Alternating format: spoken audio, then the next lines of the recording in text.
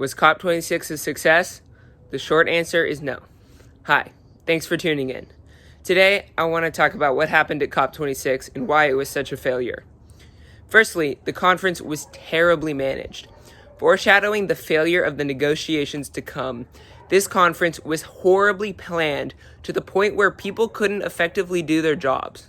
There was one entrance for all 20,000 plus attendees, which resulted in hours-long lines. People with disabilities were not considered in the planning of the committee, meaning that some people in wheelchairs could not even access the conference, and many events had no sign language interpreters. Also, some of the rooms were not big enough to hold the delegates from each country because of COVID protocols, so not every country could be in the same room during negotiations. This conference also consisted of powerful players not doing their part. Vladimir Putin and Xi Jinping, the leaders of Russia and China respectively, didn't even show up to the summit.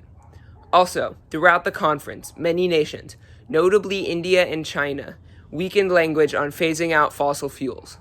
Additionally, historical polluters refused to accept the liability for damages caused by extreme weather.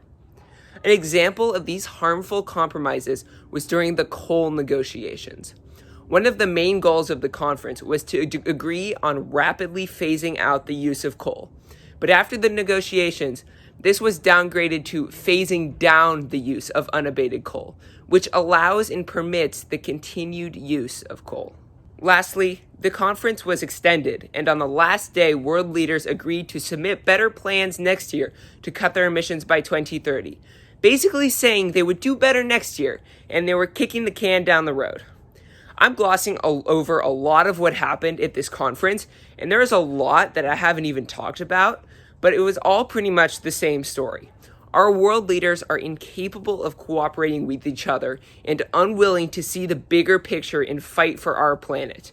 And the agreements made at this conference will not stop catastrophic climate change. I've linked some resources in the description if you want to learn more.